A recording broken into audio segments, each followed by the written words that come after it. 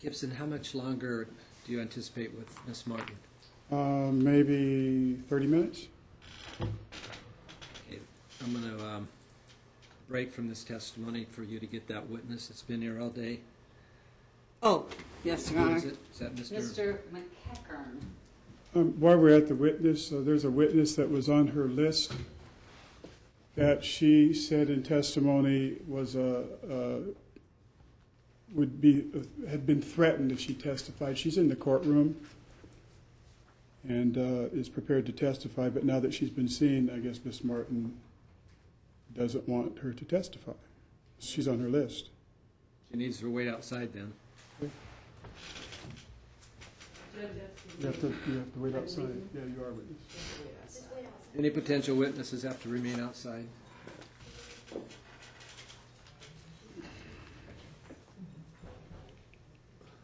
I assume you're not testifying.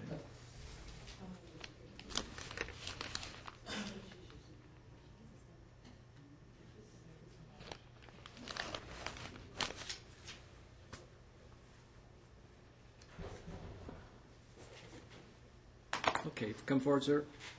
Raise your right hand. Do you solemnly swear and affirm the testimony you're about to give will be the whole truth, so help you God? Yes, I do. Okay, have a seat in the witness stand here.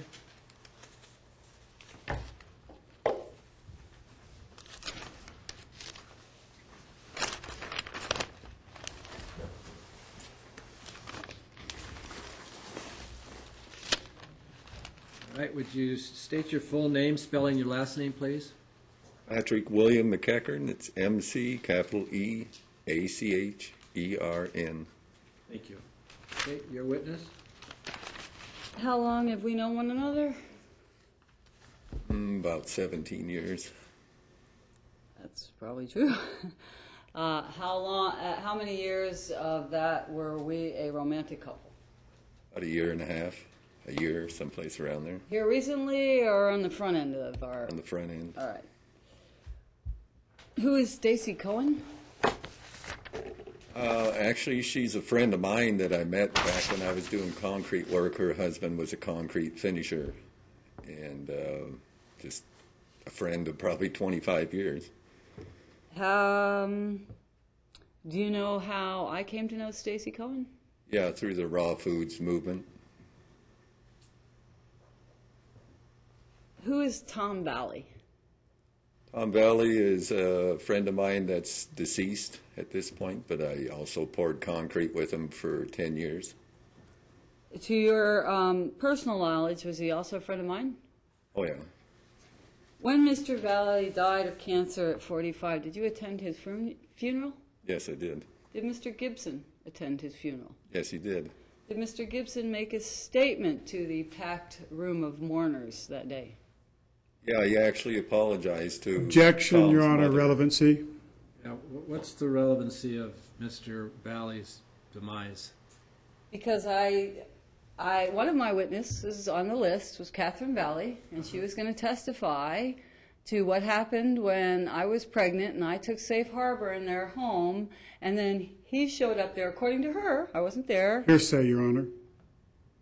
She was prepared to testify that he came to their home with a gun, looking for me.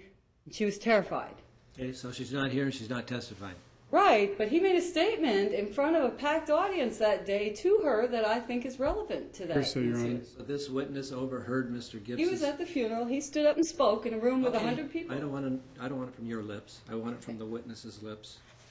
Yeah, he basically stood up and apologized to Mrs. Valley for harassing her and coming over and threatening her for trying to keep Denise safe from Wardell. That's was hearsay, done. Your Honor. I object to it. No, I heard it. Or you didn't, because it never happened. You heard him say it? Yes, at Okay, the it's funeral. not hearsay. It's an exception to the hearsay rule because it's a statement made by you who is a party to the I action. never made this statement. Statements made by parties to the action are not hearsay. Okay, they fall within the broad scope of the exception rule. When was this, Mr. McEachern? When was the funeral? It's probably 3 years ago, 3 to 4 years ago. Okay, tell me again. What was the statement by Mr. Gibson? Mr. Gibson apologized, went up in front of Mrs. Catherine Valley and said, "I'm sorry for harassing you and scaring you when you were trying to help Denise. Because she used their place as a safe harbor for when they were having problems. Because I think they were like Okay. 2 miles away from each other. Who is Chuck Danner? Chuck Danner was the owner of a property in Gresham where I lived for 5.5 years. Did Chuck Danner ever have any personal contact with Mr. Gibson? Yeah, he came out a number of times to engage the project, what we were doing out there with the gardens. Did Mr. Danner ever ask or demand that Mr. Gibson leave his property?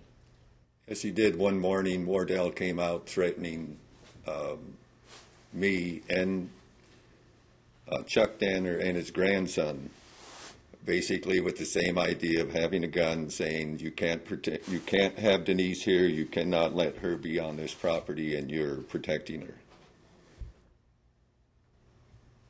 What is Albertina Kerr? So did Mr. Gibson have a gun on that occasion? I didn't see it, but that's No, what objection, he was there's no threatening. gun. I don't own a gun, I haven't had a Mr. gun. Gibson, stop.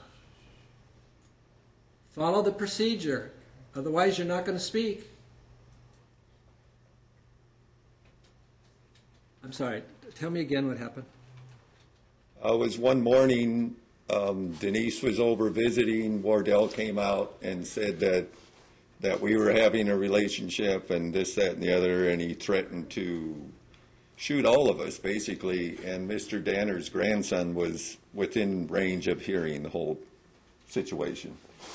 So Chuck Danner asked him to leave the property. He also asked Denise to leave because she had brought him there energetically. Didn't ask him to come, but he did come. And then I wasn't welcome on Mr. Danner's property for a long time because they felt unsafe. Is that true? It was about a year, and then he finally realized that things had calmed down. What is Albertina Kerr? Albertina Kerr is a troubled youth center that is the second largest treatment center for troubled youth in Oregon, other than the Catholic Church. Were you ever employed by them? I was for 9 months. And what did you do for Albertina Kerr?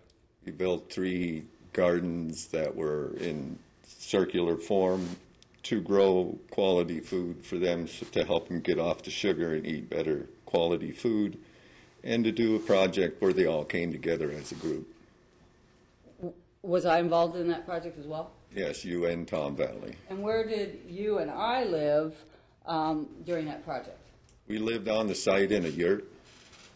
And did we have to go through a vigorous background check in order to be welcome to live on the property of Albertina Kerr? Oh, yeah, they wouldn't let either. Mike Sell, the vice president of the place, basically did it. What is elite care? Elite Care is an elder care that we also built a sacred geometry garden, figure-8 garden on their facility to grow fresh foods and to engage the elders to come out and work with us. So you were employed by them. Yes. Did you live on the property? Yeah, we lived on site.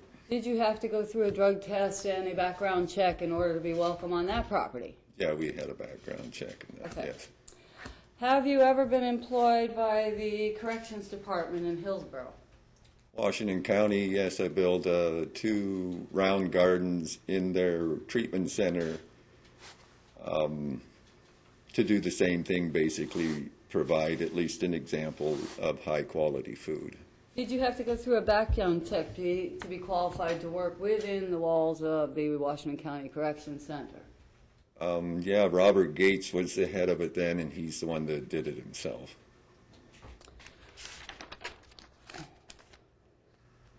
Have you ever personally witnessed, be careful, nothing I told you, have you ever witnessed Mr. Gibson being violent? Yeah, in my home one time, actually, when he lived with us for 31 days. We'll get to that later. Any other incidents? In his home where he lived, and you lived with him, there was a couple times when... That you witnessed, you've never been to my home. Objection. Mr. Gibson? Objection. Okay, that is your last admonishment, okay? You cannot continue to act in this way. If you do, you will not be allowed to speak. May I ask a You question? will not be allowed to speak unless you follow the rules. I've asked you many, many times the last 3 days. May I ask you a continue question? to interject on the witnesses improperly, so if you do it again, you will not be able to ask any questions. Is that understood? If So you I do it cannot again- I cannot do it say again, You will not be objection? allowed to ask any questions. Is that understood? I'm trying to understand. Are you saying that I can't make objections? If you say objection, the court must acknowledge the objection before you speak another word. Okay? Okay. All right, let's try to follow that now. Objection, look to the judge, so the judge can ask the basis for the objection, and then I need to hear from her, and then we have speaking parts. But don't do it again. Okay. We're not going to be at this for another 3 days. What is the basis for your objection? He has never been to my home. Okay. That's called a foundation objection. In other words, he has no personal knowledge, and the basis is it because he's never been to my home. Okay? You don't start a discussion with the witness trying to explain what you're trying to explain. I Okay. need to do that, not you. Thank Okay? you, Your Honor. All right. So what's the foundation? In other words, what's the basis for you saying that if you've never been to the home? I have been in the home. I actually met his mother in there before she passed away. The objection's overruled. Thank you, Your Honor. I lost my train of thought. Could I have just a moment? Other than the night in September that we're going to get to, have you ever witnessed Mr. Gibson being violent? Verbally, yes. Have you ever witnessed him trying to block my way so that I could not exit his home when we were in an argument? Yes, I witnessed him in that house. He wouldn't let you out the front door, which he finally did after you demanding it. You were pregnant at the time. And the police came on that situation, and one of the comments he made to me is, I know how to work the police. You know, Who is he made that comment to you? Wardell made the comment that you have to be calm when they're here, and basically he indicated to me he knows how to do that. Did I ever call you and ask you to come rescue me, pick me up? I'm having problems. I need help. Can you come to Herald Street and get me? Did that ever happen? Yes, it did a number of times, and I had Once, 2, 10 5? times, Okay. and I would say That's I okay. talked with Yes or no? Wardell We a got, number we of got a lot times. to get through. Have your parents ever met Mr. Gibson? Yeah, they did actually. Were they afraid of him? Objection.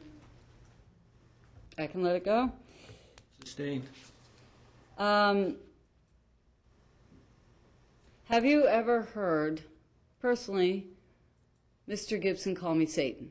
Yes, Have you ever heard him do it in front of Ezekiel? yes, Once, twice, 50, 100? 20 times. I'm not really sure What- on the amount of times, but Objection. Asked and answered. He's not very sure. Have you ever heard Ezekiel call me a fucking bitch? yes, Have you ever heard Mr. Gibson call me a fucking bitch in front of Ezekiel? yes, Have you ever heard Mr. Gibson call me Lucifer? yes, Okay, we'll move on. In 2005, you were involved in the whole legal battle in front of Judge Leckman, is that correct? yes,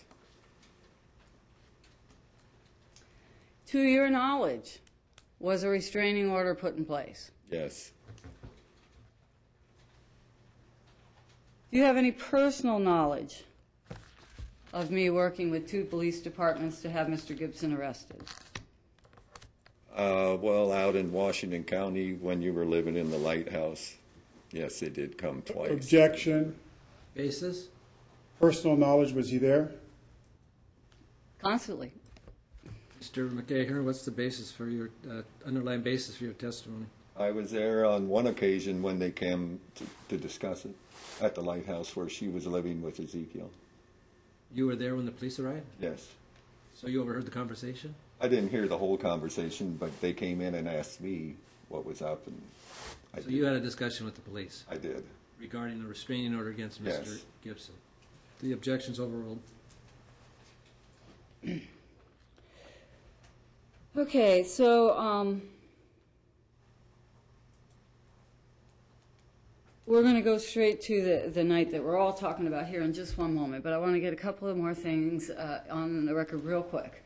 1 month after all that drama and Mr. Gibson was arrested in our home, you had another traumatic life experience. What happened? I'm not really sure of what you're speaking of. In October, did you have a car accident? Oh, October 14th I did, yes. Was it your fault? Objection, Your Honor, relevance. I'm getting to it, Your Honor. Get to it quickly. He had a closed head injury. I don't want to know what you know. I want to know what he knows. Were you injured? Yes, I was. Did the other party's insurance company pay for you to have treatment? Yeah, I had treatment on my spinal Objection, injuries, Your Honor, relevance again. What does this on have my to do with what brain we're... injury. What's the relevance? Because he testified in the criminal trial that he was in treatment for a brain injury and that, memory and stress and all the things that happen in a trial were an issue because he had lost 2 parents, been assaulted, and had a brain injury that he was in treatment for. Objection, Your Honor. That's the relevance. Objection, Your Honor. She said he'd been assaulted. Why is it relevant? The fact that he was in I treatment? just thought he was going to try and spin that into something, so If I he was... tries to spin, you spin back when he spins, but you don't spin first. It was a Okay, fact so of the- his life. I just put it on the record. I Objection apologize, Your Honor. It's okay, the objection's sustained. Okay, so let's just get to it. What was Mr. Gibson doing in our home after, at this point, you and I had been through 8 years of his acquaintance? Why did we invite him into our home? What period of time are we talking about? When he moved in? What period of time are we talking about? 30 days. Well, when did, Month and year. that he moved in? Yes. Oh, okay. Well, it was exactly 30 days before the incident, so it must have been August 14th, Of what year? 2010. Do you recall the day, Mr. McAhern? Yes, I do. Okay, question. Objection, Your Honor. He was in California. Overruled.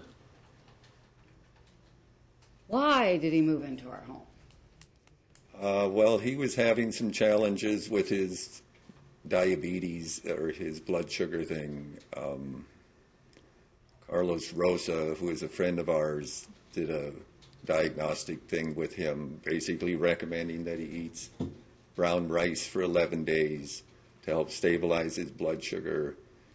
And we basically discussed it and agreed to have him move in to help him with his diet. Why were you willing? Well, partially because I love you and Ezekiel, and I wanted to make things better by bringing you together in a place where we were all eating together the same way, basically. Did you ever have any concerns about Ezekiel being alone with Mr. Gibson on his court-ordered visitations? Yeah, numerous times he'd come back and have a very bad attitude towards myself and towards you. That, in particular with me, that I was keeping the two of you apart by being involved with you. And I kept explaining to him that you and I are not together, keeping the two of you apart. Basically, we're living together as friends, and your mother and your father aren't together because of their own differences. It doesn't have anything to do with me.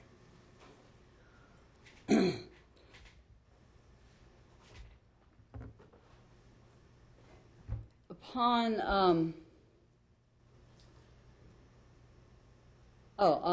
in the time that you have helped me co-parent Ezekiel, Has he ever been incontinent? Has he had an accident? One question at a time. Oh, I'm sorry. Has he ever been incontinent is the question. Yes, he has.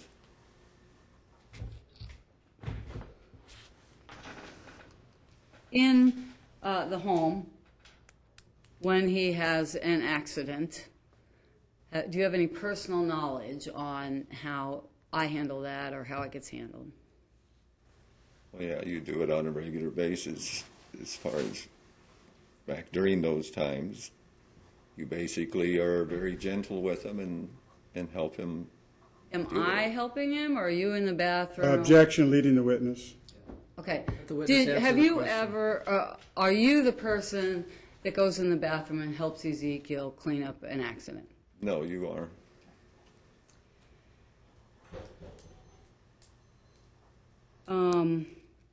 So let's talk about September, I guess it's the 14th. I thought it was the 13th. September 14th.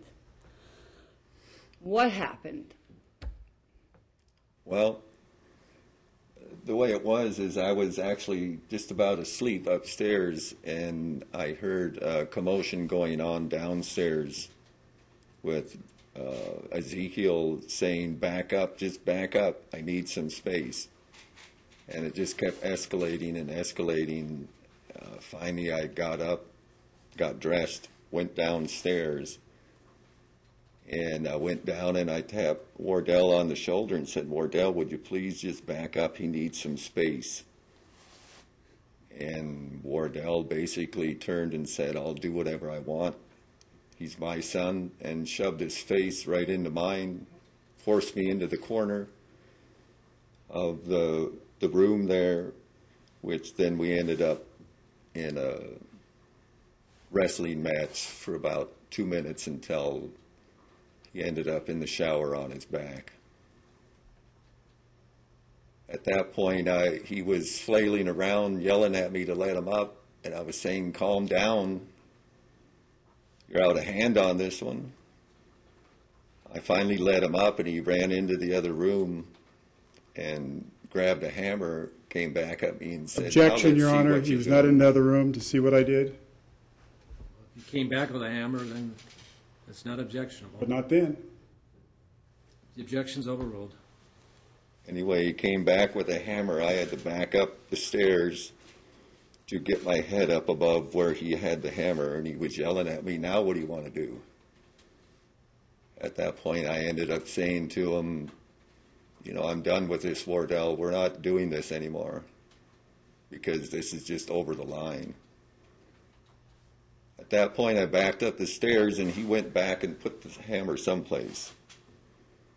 He came back up the stairs. As he's coming up the stairs, I said, "Wardell, you can't come up here. You're just out of hand." Denise and Ezekiel were up in her room, hiding up there basically, and I kept telling him to calm down. "You're not coming up here until you calm down." He just kept going. I finally had to push on him again. When I got him down the stairs again, then Denise and Ezekiel went out in the garage. I went back upstairs. I went out on the deck to get away from the thing. At that point, Wardell came out, told me if he goes to jail, he's going to kill me. Then he left, took off and went downstairs again, I believe, and went outside.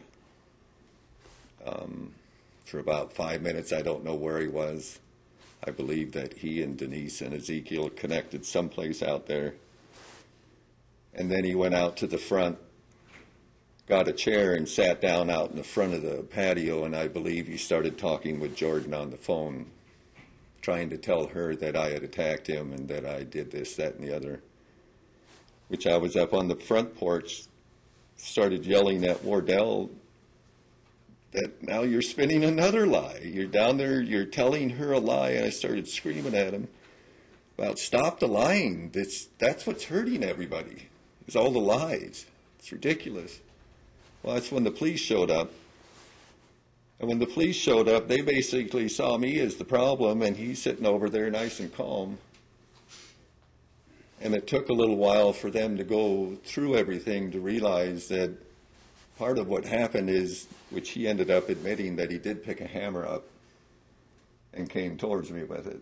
And the one officer... Objection, Your Honor. I did not come towards him with a hammer. The officer... This has been adjudicated in court, and I was acquitted of doing that. Okay, that's it. You are not to make any other comments or objections until the witness is through testifying, and you'll be entitled to cross-examine at that time. You are not to make any other objections or interruptions until this witness has concluded testifying on direct, and then you'll have an opportunity to cross. Do you understand that? Yes or no? Yes. Okay. Anyway, their comment to me was, well, we can't really take him because, you know, it's yours word against his. I said, well, he picked up this hammer and came at me. Oh, well, we didn't hear that part of it, they said. So they went and asked him about it.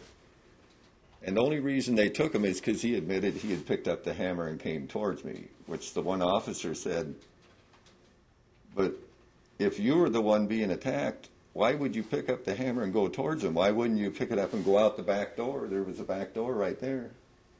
That's what the officer said. So that was their conclusion why they ended up taking him, was because he admitted picking up the hammer and coming towards me. Anything else you need to share about? Well, then they took him at that point. Did Deputy Mark Shaw come back to our home after sometime later that week? They came back to look for the hammer, which they ended up taking a hammer, but it wasn't the one that he had. They actually took my father's hammer, a red one, and asked to clarify more of the story because I didn't express the whole story when they first asked me because I was in trauma. I was more clear the second time. Did Deputy Shaw make any comments to you about, did he apologize to you when he came back to the house the second time? Well, he basically said, I didn't hear your whole story. But Okay.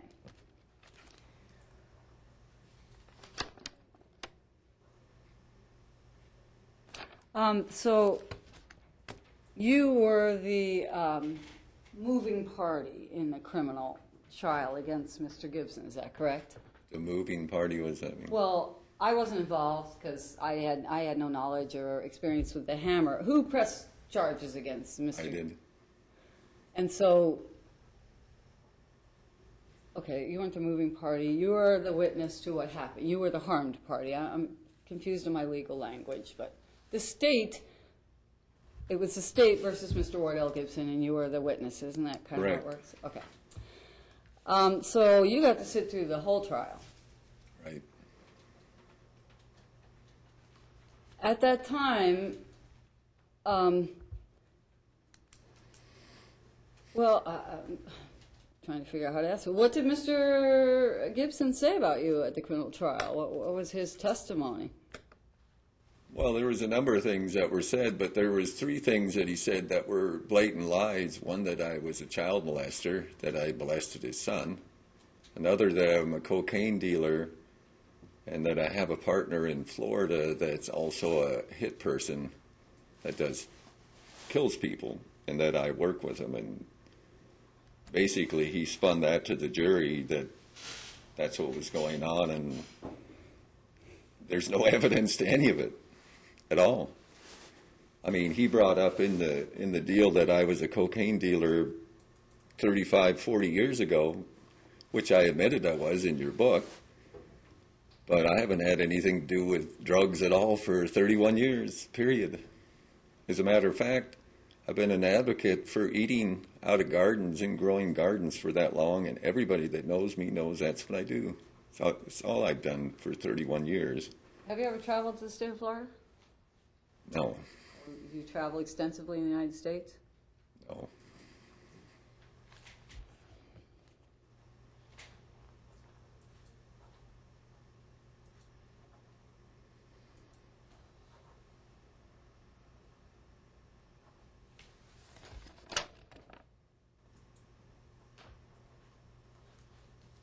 Sorry, Your Honor.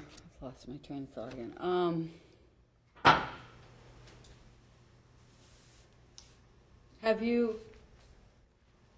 Has Ezekiel ever called you Dad? No, Have you ever asked him to?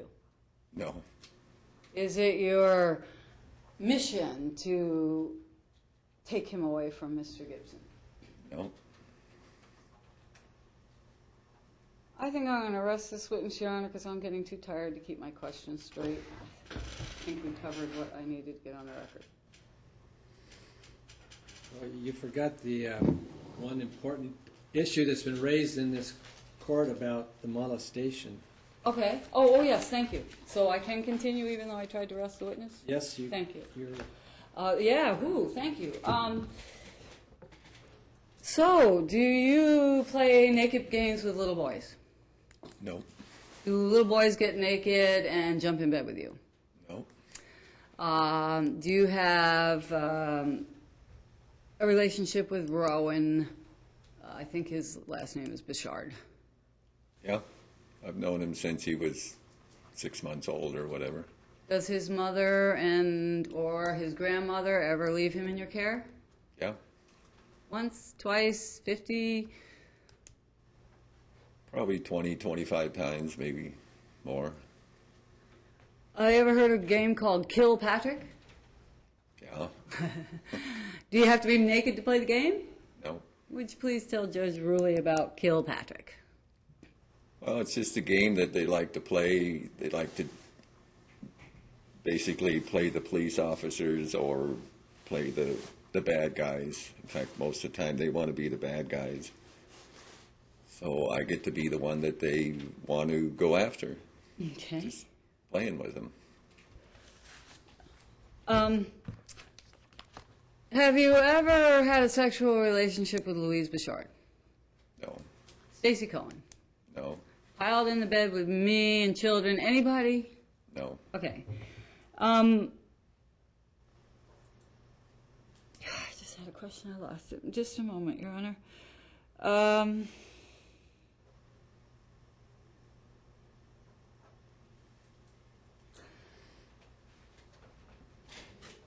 When we first moved on to the property on 65th, it's 2.5 years ago, so Rowan and Ezekiel are 5, and we set up the big old trampoline. Did we one day catch them on the trampoline naked? They were on the trampoline a number of times naked, bouncing. Was Louise Bichard okay with that?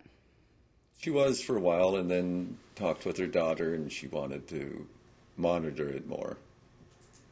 From that day on, did the children run around the property naked? No. Do they run around in their underwear? On occasion they might, but generally Louise or someone says to put on your pants or...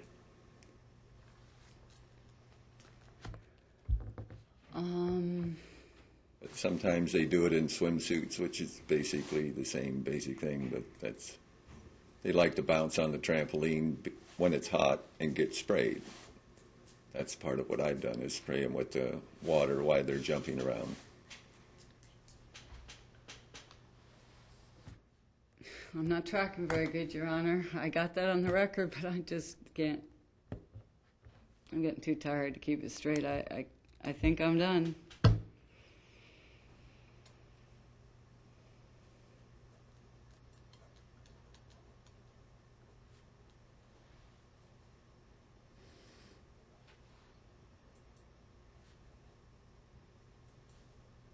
Oh, wait a minute. I do have another question. Did you accompany me and Ezekiel to the office of Dr. Mary Olson? Yeah. 3 different times. Okay. Who paid for Mr. Gibson to see Dr. Rosa? I did. Who paid for Ezekiel to see Dr. Rosa? I did. Who paid for me to see Dr. Rosa? I did. Who paid to get Mr. Gibson's Mercedes running? I believe I paid $1,200 to get it going. Why did you do that? To help the situation so he could still get around. And I would like to be paid back at some point on that. Has Mr. Gibson accused you of murdering your parents? He did on occasion. Once they passed away, he said to me twice that you just did it to get the money. I did what? My mom died from a heart attack. My dad committed suicide because of that. I never did understand why he was saying that to me.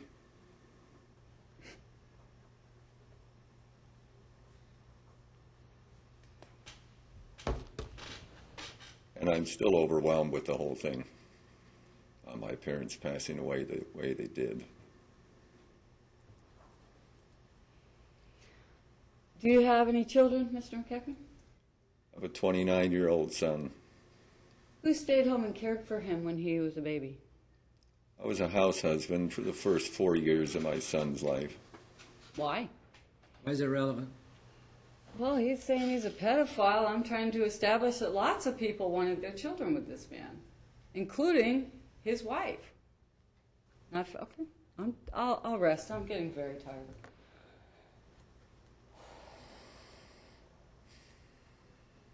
Okay, cross-examination, Mr. Gibson.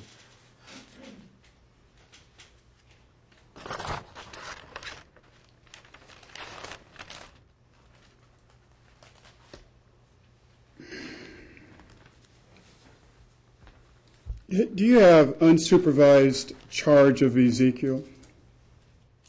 On occasion. Have you ever assaulted Denise and other women? Well, one time when we first lived together, we had a physical altercation, yes. Just once? Yes. Would it surprise you to know that in her book, Eating My Way to Heaven, there's several assaults by you? Okay. Which ones were those? Remind me of it. Well, the first one was when she had to flee for you several times in barns and other houses that you took out after her. She tried to flee in a pickup truck. You, through the driver's side of the pickup truck, grabbed her by her hair and her neck as she was trying to get away, and she ended up driving into a tree. Objection, Do you remember Your Honor. that? That's the story he just said. Yes, that happened. Well, how do I know that? He said on one occasion. Oh, okay. On that occasion, yes. Objection's overruled. I apologize. We're talking about the same incident? Sure. So you admit that you have assaulted her? Acknowledged. One time when we first started living together was the answer.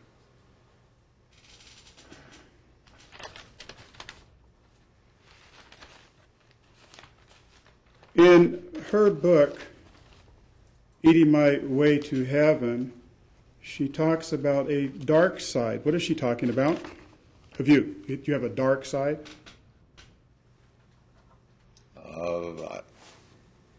Is it when I'm being tanned, or I don't understand what you're saying on that. What's the dark side?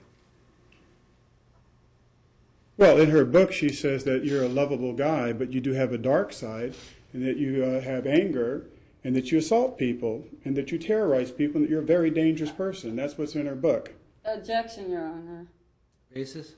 Will he present the evidence so we can read the passage? Because that's not my recollection of what I wrote. Let the witness answer the question. Yes, Your Honor. No. Under the rule, may we present the book into evidence? No, because that's not his testimony. The book is not his testimony. Okay. Have you ever been charged with domestic violence No. by Denise or any other woman? No. Did you assault your former wife? No. In the book, Eating My Way to Heaven, she says that you did. Is that true? No. Have you received counseling for domestic violence or anger management? I did marriage counseling with my second wife, but it wasn't about domestic violence or anything. It was about trying to keep the marriage together. And it apparently didn't work because this is the woman that you assaulted in the book and you ended up in divorce. Is that your testimony? I didn't. Wasn't his Wasn't testimony. assaulting. I didn't Excuse me. assault anybody. Excuse me. That wasn't his testimony. All right, let me ask you this. Did you assault your wife? No, Was that one of the causes of your divorce? no.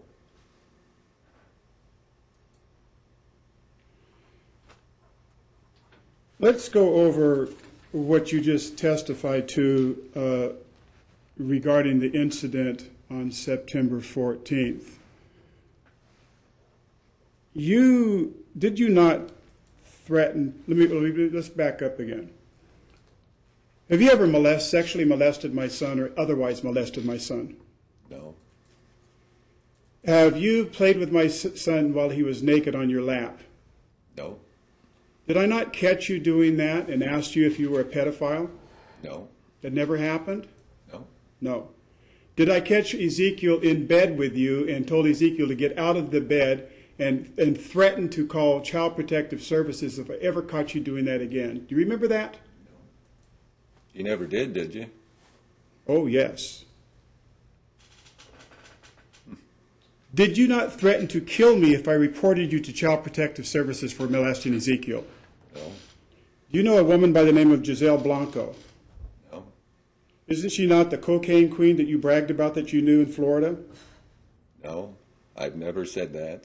As a You've matter of never- fact, the people I did it with was from Mexico, and it was 40 years ago. Had nothing to do. Did you not brag about having a connection to the cocaine cartel out of Colombia? No, Did you not tell me in front of Denise and maybe other people that bragged about that how you were a big time cocaine dealer and you got your drugs from Florida and moved to the West Coast and Honolulu, Hawaii to distribute them? You're under oath. no,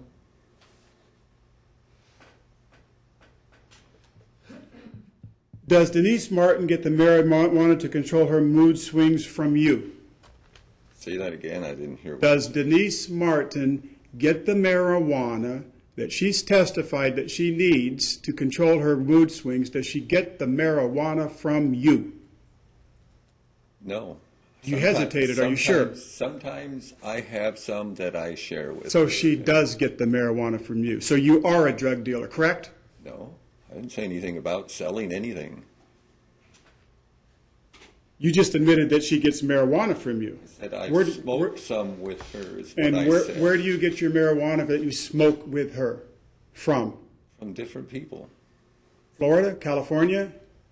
No, You testified that I moved into your house. She asked you the question about 30 days before the incident. Isn't it true that when I moved into the house, when I moved my furniture in the house, that you were in California doing a drug deal for marijuana? oh, actually, I went down there to see a guy named Tim Dundum, who actually is considered to be very highly knowledgeable about growing food in the ground. About growing marijuana in the ground? Objection, Your Honor. I remember saying that. I said food. So either she lied or you lied when you said that you were there when I moved into the house. Now you're saying you're in California. Which is it? I left, as you know, about a week after you moved in to go on a trip that I was planning long before you moved in there. I said when I moved my furniture in. Huh? Weren't you in California and you came back and you were upset that my furniture was in your house? No? Isn't it true that you said that your relationship with Denise was over and that it would be a good thing for me to move in so that we could reconcile our differences? Do you remember having that conversation with me? No way.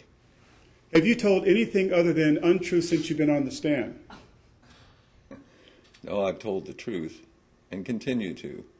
You said that I brought a gun out to Chuck Danner's house, or his property, and threatened you and everybody else there with a gun. Other than Denise, who are these other people, and would they substantiate the lie you just told? Yeah, we could probably call Chuck. Really? He's in Arizona. Isn't it true that I came out there after calling you to see if Denise was Objection, there? Your Honor. The witness is testifying. Sustained. Question, please. isn't it true that when I called you on the phone to see if Denise was there? You're testifying again. Okay. Did I ever call you to ask if Denise was present at your house or your trailer? Yeah, on a number of occasions. On one of those occasions, did you tell me that she was not there? Well, probably, yeah, because she probably wasn't. Was that the day that her car was there and you had told me that she wasn't there? I don't know.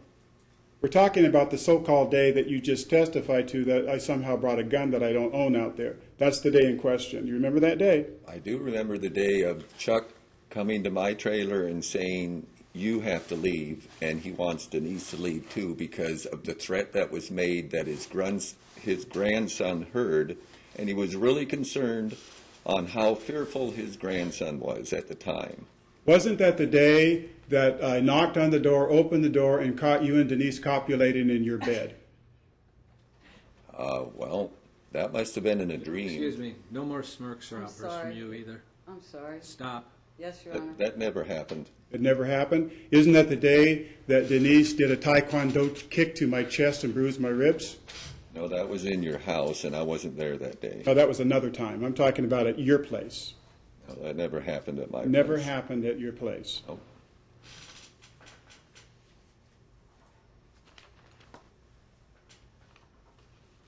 You have a trampoline, correct? Well, the trampoline has been taken down, and it's in storage. Do you have a trampoline, yes or no? I don't know. The trampoline that is in storage, is that your trampoline? No, it's not. The storage area that the trampoline is in, is that your storage area with some of your other things? Yeah? Objection, Your Honor. Relevance? Would you get there, please? Yes. Do you enjoy spraying little naked boys on the trampoline with a water hose? No. You get some kind of sexual rise out of doing that? No, I never said that they do that all the time. They've done it on occasion, and it wasn't me that was spraying them. Are you denying that you... Denise was there once spraying them.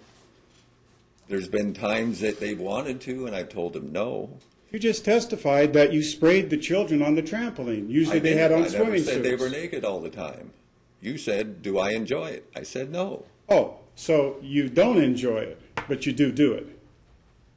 I said on occasion they have done that, and we've said put your clothes back on, and I'll continue to So spray. it's your testimony today that you never spray the boys when they're naked or swimsuits on the trampoline. Oh, that's not what I just Objection, Your said. Honor. Okay, Relevance? well, we got two questions going now. Okay. Okay? Break it down. The question is, have you ever sprayed the boys on the trampoline with a garden hose? Yes. Have you sprayed the boys on the trampoline with the garden hose when they were naked? Yes. Well, finally, we're getting somewhere. Just ask a question. Do you remember me on a second occasion, do you remember playing a game called Kilpatrick that you've testified to that you know the game? Yeah. And they use, what, water guns? Sometimes. Sometimes. What else do they use? Sometimes they use make-believe guns with their fingers. Sometimes they use sticks. Do you know Louise Broussard's grandson, Rowan? He said he had 10 minutes Do you ago. remember an occasion when Rowan came down to the downstairs area where my television was and he was naked and he claimed that he was playing with you in a game called Kilpatrick? No, I wasn't there. You were there. So how would I know that? Because you sent him downstairs, didn't you? No.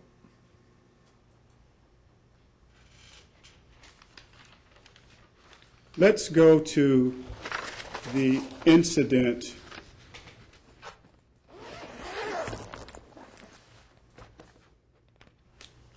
that the night of September 14th.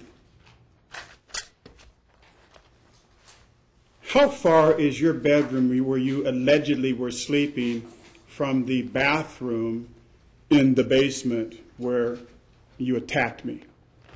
How far is that? Well, I didn't attack you, but it's about 25 feet. up the stairs. One set of stairs, that's 6 steps. And when you testified that when you were nearly asleep, you could hear a small boy's voice from that distance, and you're half asleep. Very clearly I could hear it because it was raised. But you weren't half asleep, if it was very clearly, Well, I was correct? half asleep, half awake, whatever you want to call it. What exactly did you hear again? You heard something about what? Ezekiel asking you to back up. He needs some space. He was trying to breathe, and he couldn't breathe because you were on top of him, from my understanding, just what I was hearing. So you heard that I was on top of him. Yes, How was that possible? because he was saying, back up, just back up, give me some room. And you heard that up 2 flights of stairs, down a hall, into a bedroom where you were half asleep. Said it was up 6 steps, and it was about... I know the layout of the place. Let him answer the question. You just said it was up 2 flights of steps. It wasn't. It was up 1, and it was another. 25 feet. Okay. So you said that, isn't it true that you did not tap me on my back, but you pushed me in my back? Which means you went into the bathroom? No. No, that I was not tapped- my question. I asked you, I tapped isn't it you true on that the- you pushed me in my back, yes or no?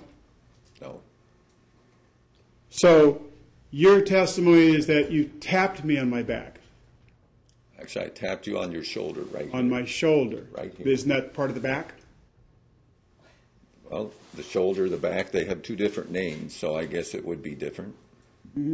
And is it not true that you said, is it not true that I said, what are you doing? This is my son and his mother, and we're trying to work out a problem. I'm sorry. No. I'm sorry. I apologize. No, One you more didn't say time, and that. you're sitting in the back of the room. I understand. You deny that was what was said? Yes, I do deny that. You didn't say it to me. You might have said it to someone, but not me. Isn't it true that when I turned around, I want you to look at my face. Do you think that I would actually push my face into yours? It's absurd. Mr. Gibson, Yes. you're becoming argumentative. You need to tone it down. Do you think that I would push my face into yours? That was your testimony. No, I don't think that. I know it. I was there, remember? I actually had it pushed into my face. So I've yeah, got hands, I've got arms, but I'm going to use my face? Yeah, That's your testimony? that's correct. Isn't it true, after that, and I'll go along with your testimony, how we wrestled on the floor and we ended up into the bathroom, correct? We didn't wrestle. The second, No. you already said we wrestled on the floor. That was your No, I didn't. testimony. I said we wrestled, and you ended up on the floor in the bathroom in the shower is exactly what I said. Now, how far is that bathroom and shower from where Ezekiel and his mother were? 10 feet. So, Back are to you? back. Is it your testimony that I was just I crawled on the floor there? How'd I get there if we weren't wrestling to get there? We wrestled, but not on the Well, floor. isn't that just what I said? Oh, you said we wrestled on the floor. We didn't wrestle on the floor. We wrestled standing up, shoving each other around, and then you tripped on the little ledge that's 2 inches in the shower. Isn't it and true fell that in you the shower. pushed? Mr. Objection. Gibson, Okay. I'm Finish going it. to terminate this cross-examination if you do not stop being so argumentative, interrupting. I'll do better, Your Honor. Go ahead. You wrestled, shoving each other was a testimony. Is Correct. that correct? Correct. All right. Next question, please. Isn't it true that you pushed me in the shower, cracking my head on the tile and my tailbone on the soap bar? Did you not push me into the shower? We wrestled into that bathroom, and you tripped on that when I was pushing you backwards. Yes, you did fall. So I don't know what you hit. I just know you ended up on your back in the shower, and it's a big shower stall that has no door or anything on it. So you just said you pushed me. Thank you. We were wrestling with each other as you were pushing me. As I was attempting to climb out, did the shower curtain fall on top of me? No, the shower curtain never did fall. Did you not stomp me repeatedly when I was attempting to get out of the shower? No, I did not. I put my foot on you because you were swinging at me to hold you down so you wouldn't do it, and the ledge was keeping you from trying to get up. So you I did admit not that you stomp put your once. foot on me? I do admit that. I did it in the last court proceeding. Yeah. But it was to control you because you were out of control and you were swinging at me. When we And proceeded to you're the one that attacked me. You put your face into me and you ran into me. That's what started the whole thing. The reason you ended up on the floor was you tripped. I just tripped. That's correct. In our shoving match, remember you're shoving me. You said we were wrestling, right? That's what we were doing. You That's shoved what me into happened. the shower, isn't that correct? I didn't shove you in the shower. We were shoving each other. Asked and answered. On the staircase, when I attempted to go up the staircase, did you not stomp me repeatedly, kick at me with your feet? No. I did keep you down the stairs by How did you, pushing on you kicked me down the stairs? By pushing on you, I was keeping you down the stairs because you were out of hand. So you had you're- already attacked me with the hammer.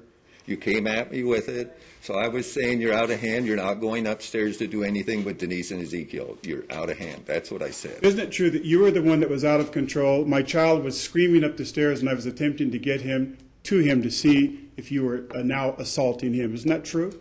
No. Did you, on another second attempt when I tried to come up the staircase, kick and lunge at me again? No.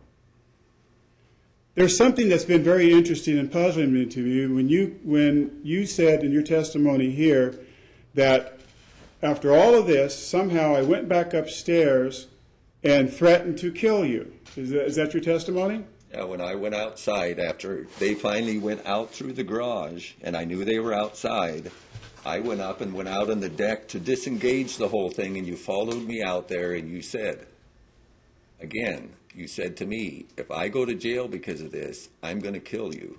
Now that's very interesting because you changed your story from what you said in court. When you said in court, you said that I went out onto the patio and threatened to kill you. I never said You're that. changing your story now? We can get a I'm transcript. saying the same thing. Go ahead and get it. I said out on the deck. So let me ask you this question. Why then, when my attorney asked the officer, would it be unusual for a threat on a person's life, why didn't you tell the police officer there that night that I threatened to kill you? Because he said it never happened. Well, there were 6 of them, and there were 2 different. There was Washington County and Clackamas County, and the one I talked to was from Clackamas County, and he didn't get to say anything. That's what it was. When the officer was asked the second time a week later, Mr. Gibson, would you tone it down, please?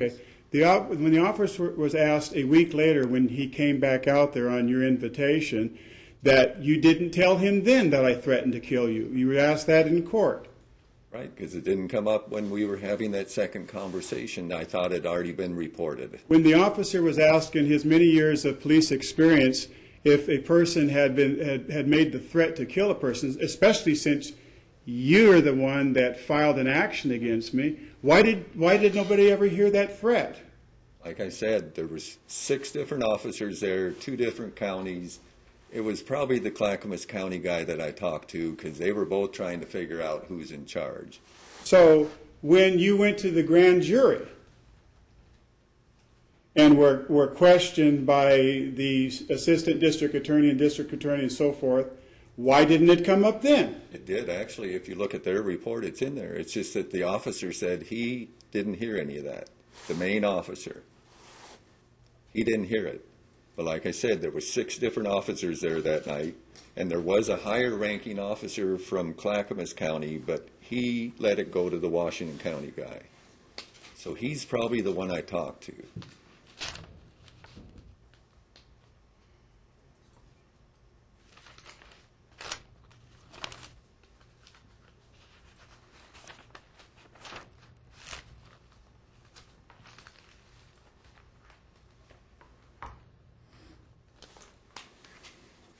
Anything further, this witness? Yes, I do. You give me just a moment.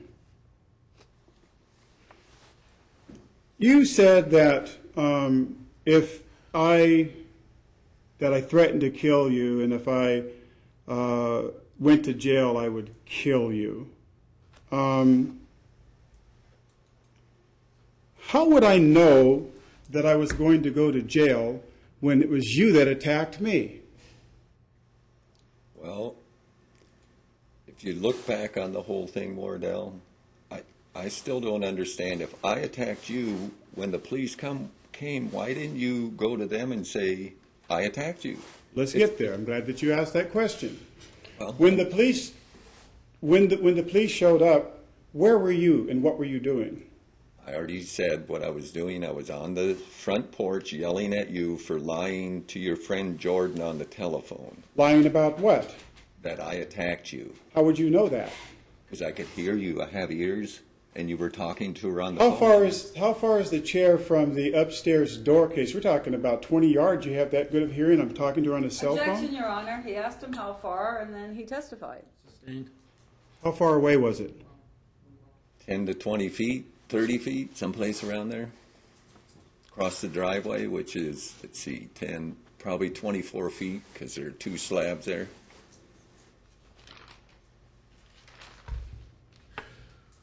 You've testified that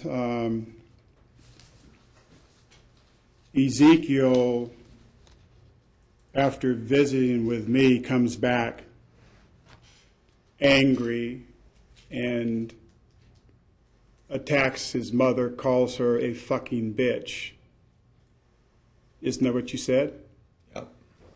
Why do you think that has anything to do with me? Because he doesn't do it when he's with us on the majority of the time.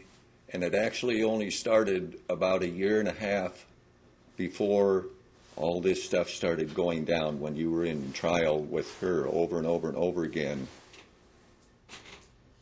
You know, it's just like the time you were on the phone with him and you're trying to tell Ezekiel that we won't let him call you.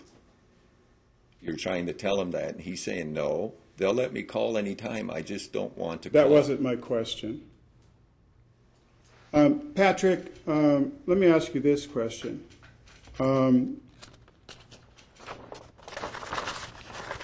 You said that, yes, you have been a violent man. Yes, you did attack Denise. Yes, you did attack your wife. Objection, Your Honor. He's testifying again. I have a question. Can I hear the question, please? Have you ever gotten any counseling for your violent menacing of people? I already answered that before. I said, no, I did marriage counseling. I have done no counseling on my violence. So you're cured of being a violent maniac. Nobody said I was. I've been angry before, yes. So with no counseling except for marriage counseling, you're kumbaya, a really nice, peaceful guy. In general, I am, yes. I've worked really hard at it, actually. So when you were raging at me on the doorstep, talking about liar, liar, liar, you were Objection, being Your cool Honor. and I feel calm like then? this is You were being all cool and the calm then? No, because I had been attacked by you. I was angry that you attacked me, and then you're trying to spin it around on, I did it to you. You did. And the result of the trial in Hillsborough was I was acquitted on all counts by an all-white 12-person jury. Is that correct? After you lied. Is that correct? Yes, Yes. or no? After you lied. The answer is yes. Next question. Yes. Is it true that? Isn't it not true? Isn't it true that you were so afraid because of the perjury that you did on the stand that you decided to be elsewhere when the verdict was read because you did not want to be arrested? No, because Miss Rodriguez told me, go ahead and leave. We'll call you and tell you what Who happened. is Miss Rodriguez? She was the assistant for the assistant district attorney. Why didn't Catherine Glasson know anything? You're the prosecuting district attorney. Why didn't she know anything about why you weren't there? I don't know, go ask her. I have. So then you know, what's the answer? I wanted to know why you didn't show up for the reading of the I just verdict. told you, Miss Rodriguez came to Denise and I and said, you don't have to be here for the verdict. We'll call you and tell you, which they did. Well, that difference from what Miss Martin said. Okay, move on, please. Move on. Did you know that Miss Martin said that the reason was because Ezekiel was getting out of school and she had to be there? Yeah, that's part of it too. Oh, but you didn't say that just a minute ago. Well, no, because Ms. Rodriguez said that to us, and we did have to leave. And you could even call her and ask her. Next question, please.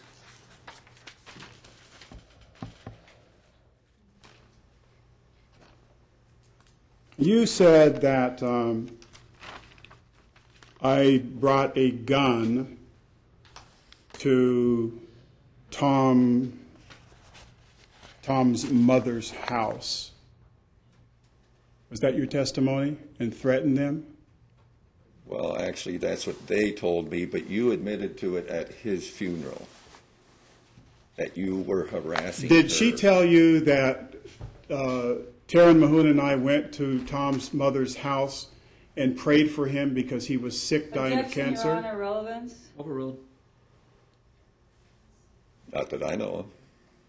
Did she tell you that we went to the hospice care at the hospital when he was dying of cancer and prayed for him there? No, You hate Christians? no. Are you a Christian? Of course I am. Oh, really? Yeah, just not the way you see it. You've got that right. I have no further questions of this witness. Anything further? Just a couple.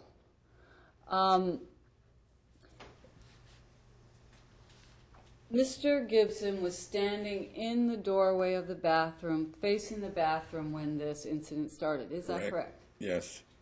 Had you come down and shoved him, where would he have landed, in your opinion, having been there? He would have landed on your lap or Ezekiel's, one of the two.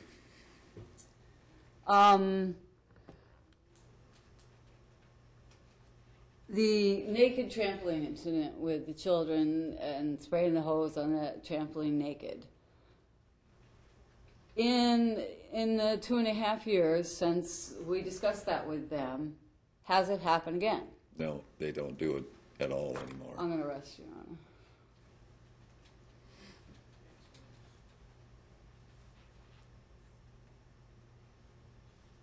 So how much time's lapsed since you had the discussion with him? They were 5, they're 7. I'm asking the Oh, I'm witness. sorry.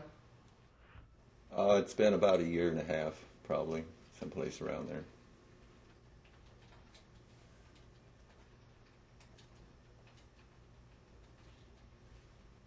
And on that occasion, it happened to be 95 degrees. That's part of why they were doing what they were doing.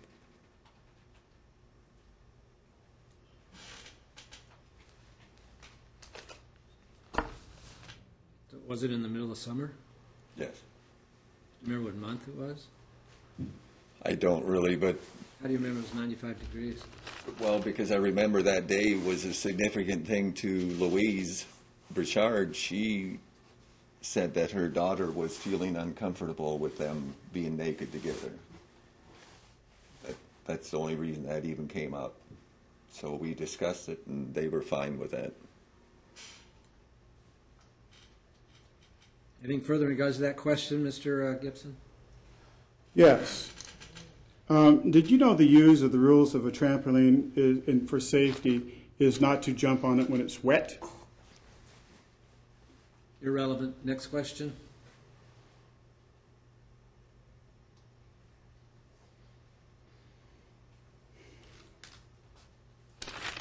I have no questions of this witness. Okay, thank you, sir. You step down.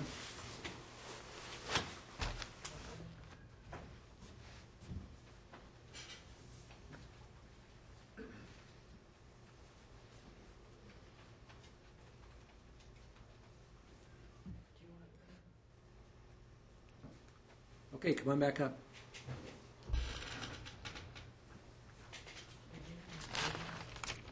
Your Honor, there's another witness, Miss Lynn Gibson, that has come here. She's on her witness list, but now that this is the witness that said, that Miss Martin said. If she's going to call her, that's up to her, Mr. Gibson. She doesn't have to call her if she doesn't want to.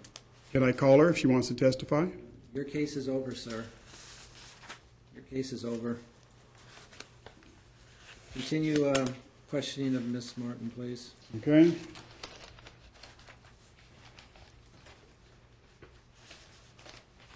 You write in your book, Eating My Way to Heaven, that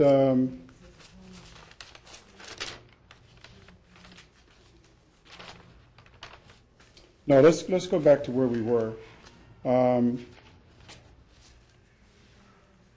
Where we were, as I recall, we were talking about 5 people that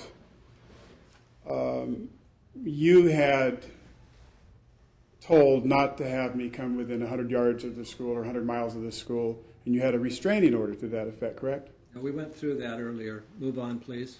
The name of the psychologist at the school, his name is what, or her name? Zach, Z-A-C-H, Dietz, D-E-E-T-S. And your testimony was that Ezekiel never really had psychological counseling with Mr. Dietz. It's not allowed. He is there to deal with bullying, to deal with problems in the classroom. He is paid by the school to take care of, to oversee 600 children. It's not allowed for him to personally counsel anyone. So you just said that he's there for bullying. So what did he do about the bullying? He worked for months with me and Angela and, well, Inga first in kindergarten, and there was 2 incidents in the 1st grade. The policy of the school is that if a child complains or anyone witnesses a bullying incident, then adults are brought in. It depends on who's there, who's supervising the playground, who's in the whatever. Then, based on what they deem, from what the children tell them, then they're going to decide whether they need to get Mr. Dietz involved, because he has much more education on this topic.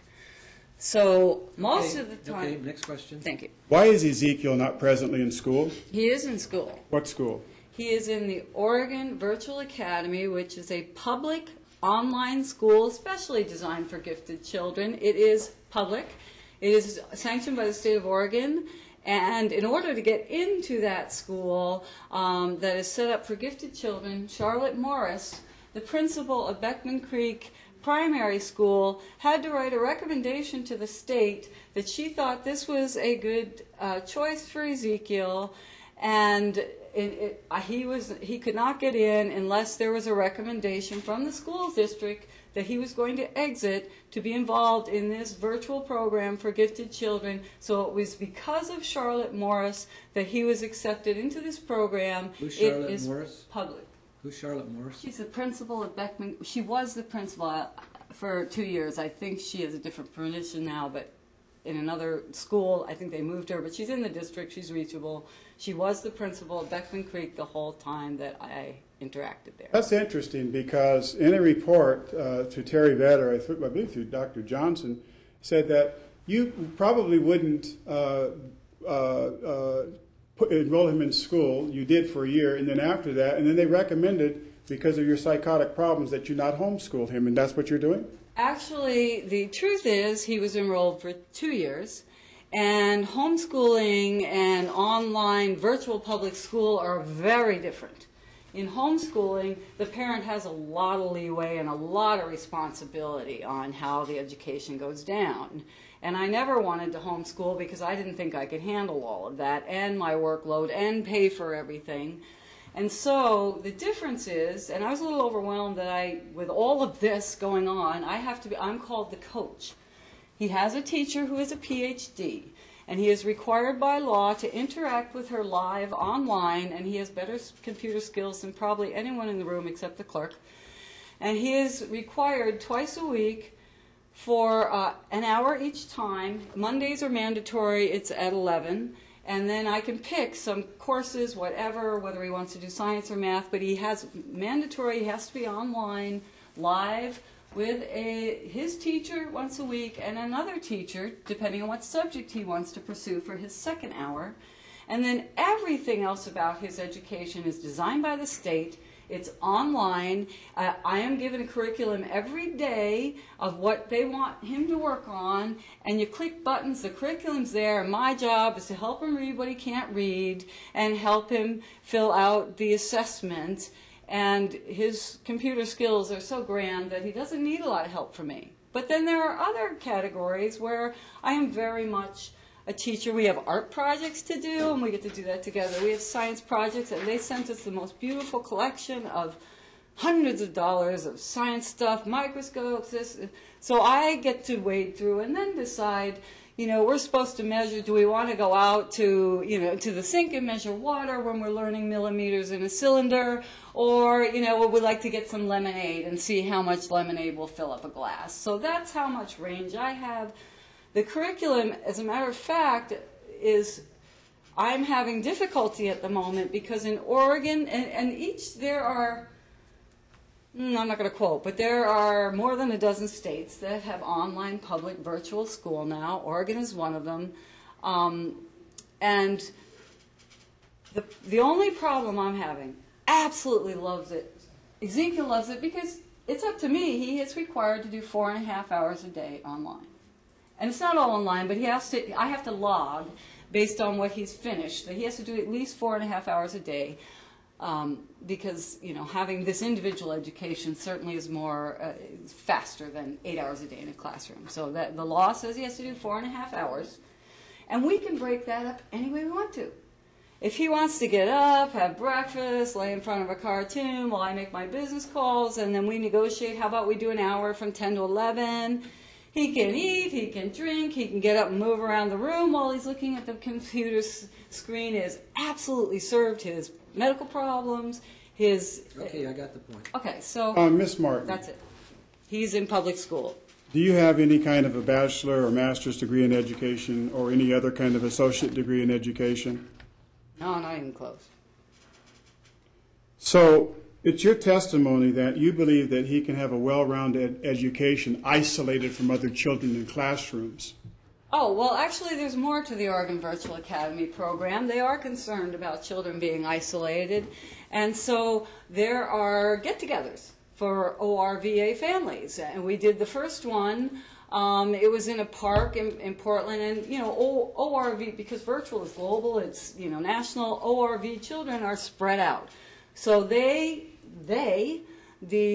officials that run that, they set up activities so that ORVA families can get together, meet each other, interact, kind of plan play dates. And the first one was mandatory because they wanted to talk to the parents about our responsibilities. And at that first one, we met 3 families that we bonded with, and now we're creating play dates. So you have, instead of him being in a day-to-day school environment like most children on Earth, a person that has his gifted intellect, you've decided to isolate him except for picnics from time to time in a park. Well, I would like to also add that I consulted with Kim Blair, who I worked with for 2 years, because he was deemed gifted in the beginning of kindergarten. So she is the gifted program coordinator. I worked with Kim. I talked to Kim. I talked to Zach. I talked to Charlotte. I talked to Angela Wassam.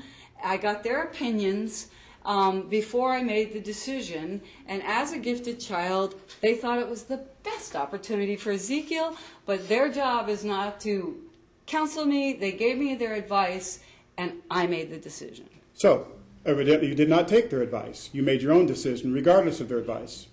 No, their advice was they thought it would be a great program for him, but Kim Blair said to me, because I was trying to get her to be really specific, because I knew Judge Rulli had demanded public school, and it is public school, it's legal. I figured, we could get through this, but just in case, let's have a bunch of school professionals in on this. So I tried to get Kim Blair to put it in writing that it was her recommendation as a professional, who works with gifted children, that this was a good choice for Ezekiel. Isn't it true that... Oh, wait, I haven't finished my statement yet. She said no to that because she said, whatever decision you make as a parent... Stop a minute, please. I've got to be quiet.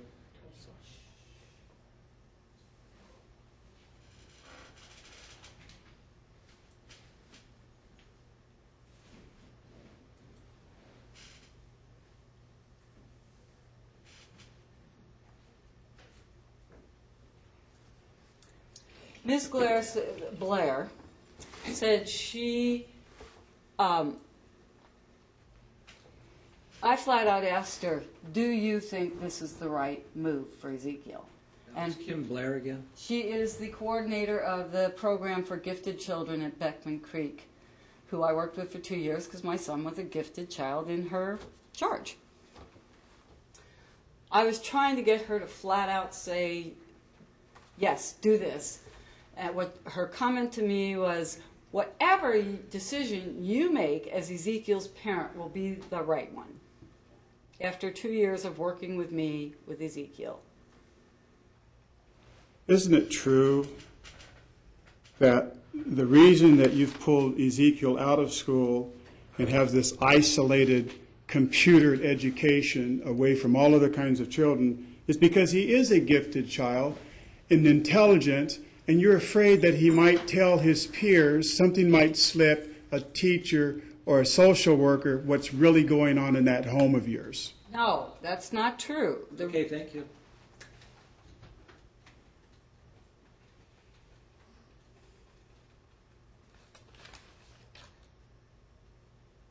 Have you ever checked to see if Patrick is a registered sex offender?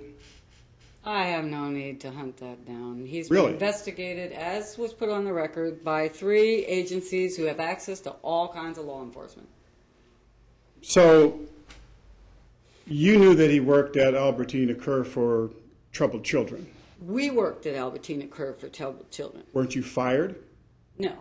What was the reason that you left if you weren't The fired? foundation sold the 3 acres that our beautiful gardens were on because they needed the money, so the city of Gresham bought it for some parking lot or something.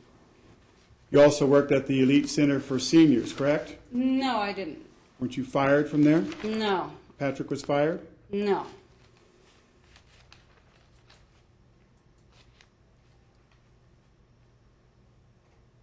So you have not checked the sex offender registry to see if any of the various individuals that Ezekiel has been around were listed as you move from place to place to place to place to place. That would have been pretty physically impossible. So can you explain why when Ezekiel came back from Arizona that he said that he's a different person now and started crying and said, they hurt me? Yeah. And what he told you, because I witnessed some of that. You were carrying him out to the parking lot trying to, testify for him.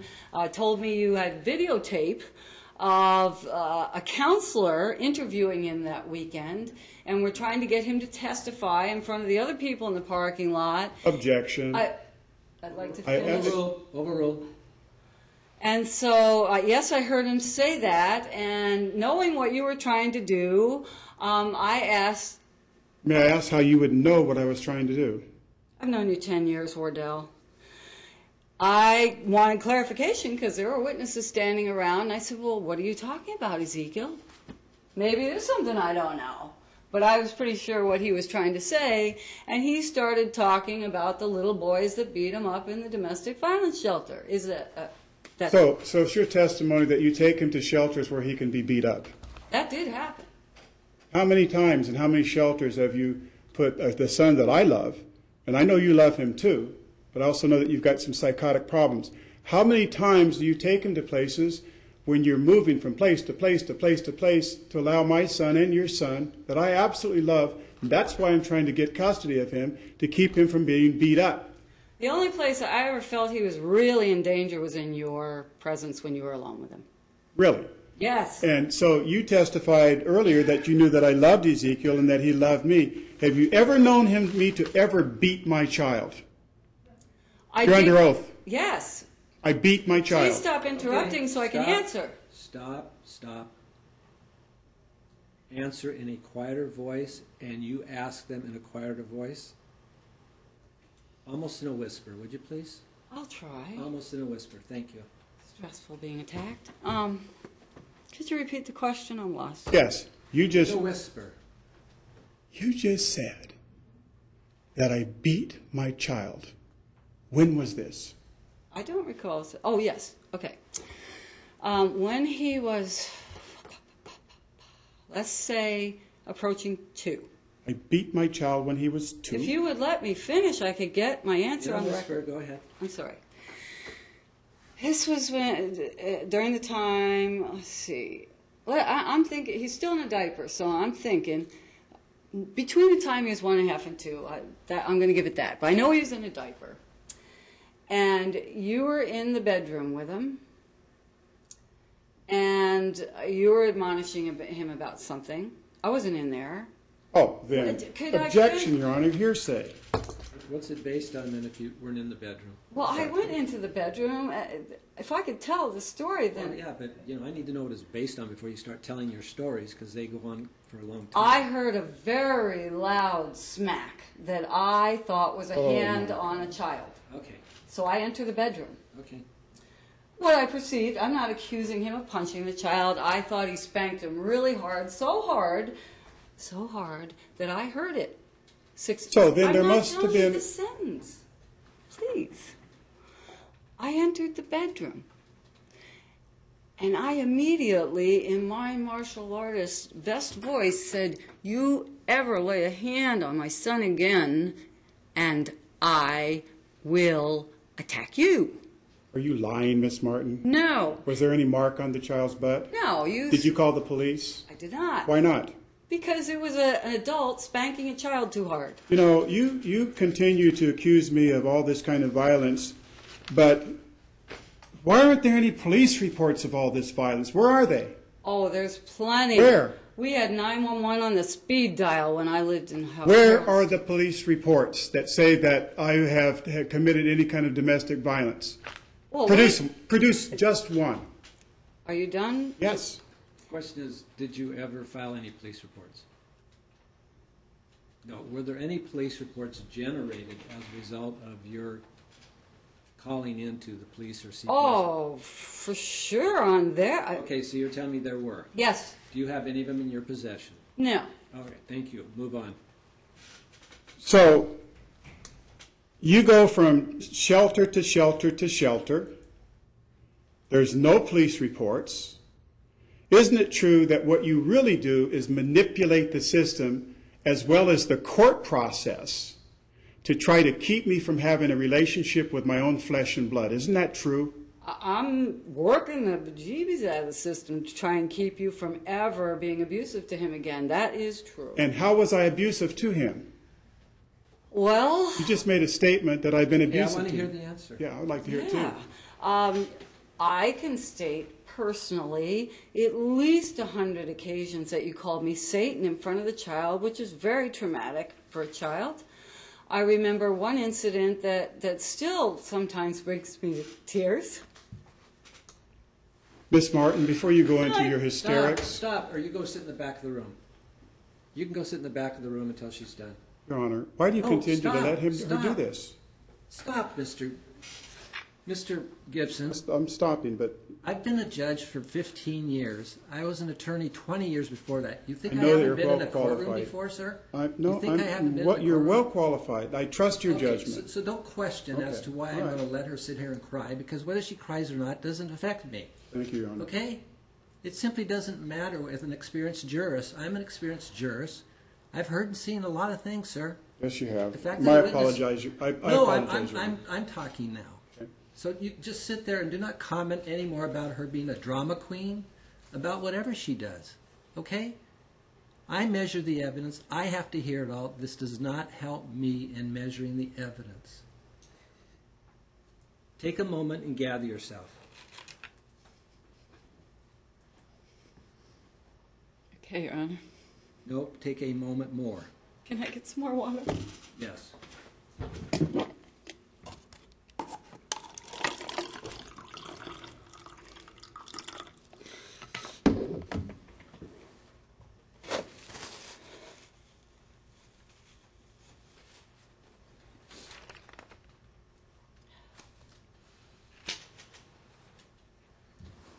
You ready to answer the question? Yes, Your Honor. Answer the question, please. There was an incident close to around that same time, because Ezekiel was still in diapers. And he was really sick. And I was nursing him in the middle of the night. And you came storming into our room, screaming that Mommy's evil, Mommy's booby milk is evil, and you're going to murder him doing that. And I tried to get you to stop. And you were hysterical because he was very sick. And you came in with this cough medicine. And you were insisting that I gave it to him. And so I read the label, and the label said it was dangerous for a child his age. I made you read the label. You wouldn't listen, and you started hammering me with all you're evil, you don't do doctors, all that. So trying to get you off of me, I called the hospital. I got up and left Ezekiel sick in the bed where he was happily nursing with his mother in the middle of the night. I called the hospital. I said, the label says it's dangerous for a child this age. They told me not to give it to him. But I know what it felt like to me. So are you telling me that that was abuse? Is that your testimony? That's one of the incidents I wanted to share that I felt was very traumatic for the child. But I want to share the incident that caused me to leave your home when he was 10 months old. I had a 10-month-old baby in my arms, and you were chasing me around the house calling me Satan and screaming. And no doubt about it, I was screaming back. Chasing me around the house, threatening to murder me, and I try and leave, and you block the door so I can't leave, so I'm like this, running around with the baby, trying to get around you to get out of the home. You blocked my way more than once. And then finally, whatever, you decide to get out of the way and let me get out of the home. I considered that abusive for the child. I considered that abusive for the child. Finished? No. What the state of Oregon and the state of Washington consider domestic violence includes a whole lot more than punching somebody in the face. A 260-pound man charging... Go ahead, I'm sorry. Charging a woman. You've never punched me. Talk to me. I'm sorry. Charging me up against a wall where he doesn't punch me, but he's in my space. He's touching me. He has bullied me to the wall. I consider that domestic violence and abuse. One evening, we were in our closet, the closet you built for me, upstairs in the office that you built for me, and we were having an argument, and you shoved me. I fell over on my back into some Christmas bulbs, and my back was all cut up. And, you kind of stopped when I got up, and there was some blood on my back. And I believe he kind of had this aha moment that, oh my God, I crossed the line. And he started backing off and apologizing, and that dissipated. One time, the scariest one ever for me, it was pre-Ezekiel, but it was domestic violence on me. We were upstairs, and I'm going to talk about the same stairway that Stacy talked about. We were in this office that he built for me, and we were arguing, and he did his a little chuckle-like thing and made some comment about guns. Oh, excuse me, about what? Guns. Didn't pick up one, didn't show me one. He made a comment about guns. And in the next verbal exchange between us, we said something else, and then the next thing I knew, I decided, that hallway up there is very tight. Now I'm starting to be concerned about getting stuck up there with you. So I'm heading for that stairwell. There's a stairwell, and then there's like this real thin strip, kind of like a balcony, overlooking that stairwell, and then the office was over here. He ran by me, and he jumped over that there was a railing there from where the hall is, and he landed on the top of the stairs there. I'm at the top of the stairs. He landed about 2 stairs in front of me. So, in other words, he went from where he was to in front of me because I was now trying to get down the stairs to get out the door. And he said to me, "You may not make it out of the house." Oh, my God. I never saw the guns. I did make it out of the house. I felt that was abusive. I felt it was domestic violence, and incidents. Let's see. Oh, there was one other time. No, well, there's lots of other times, but I'm remembering another one. I went to New York on business, and I came back to a constant barrage of I've slept with every New Yorker now. And I remember being rolled up almost in a ball on the bed up in that bedroom upstairs. And Your Honor, is this a cross-examination, or are we I just asked going her to go? to outline what these instances of abuse that she's testified to, so I want to know what she's talking about, so I'm allowed her to continue. Okay. Back from New York episode. Okay, so we're in the bedroom upstairs, and he's just, gone on this tirade for like 20 minutes of, you're sleeping with everyone, and there's no way, as you've kind of witnessed, to really deal with him when he's in that state. So Just I give me kind the of rolled facts. up in a fetal position, and I was laying on the bed, and then I'm trying to decide, should I just, like, if I go noodle, will he just give it up, or should I try and get out of the house? And he came back into the bedroom. He grabbed my arm and kind of half started to drag me off the bed and said something like, get out of my house, you fucking whore. Oh, my God. Your Honor.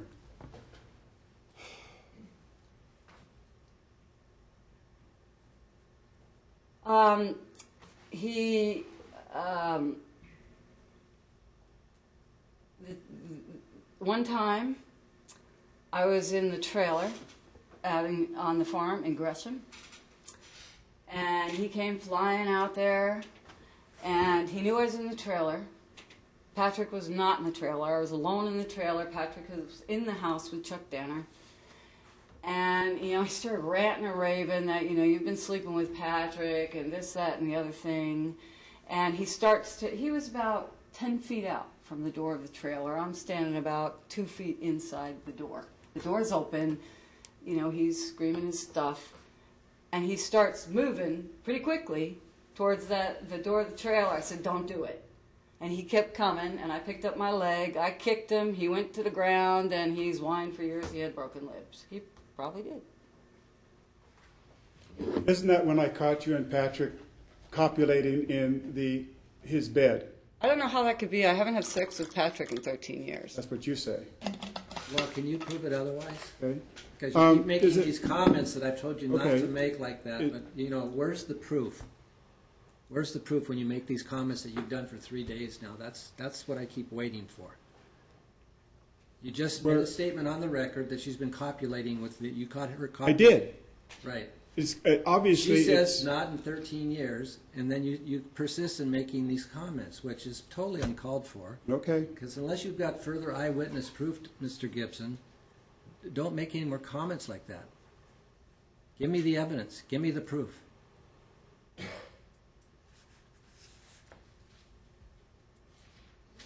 It's been told that Ezekiel is really angry because he can't see or talk to his father, and you've testified how much that we do love each other. Isn't it true? You've been saying that he hasn't had any meltdowns since the 14 months that I haven't been around him. No. That's what you said, that he had no meltdowns. Well, Your Honor, he's got a lot of things going in that statement. Some of them aren't true. Can we get one question at a time? One question at a time, Mr. Gibson. Has Ezekiel had meltdowns during the 14 months that you've tried to destroy our relationship?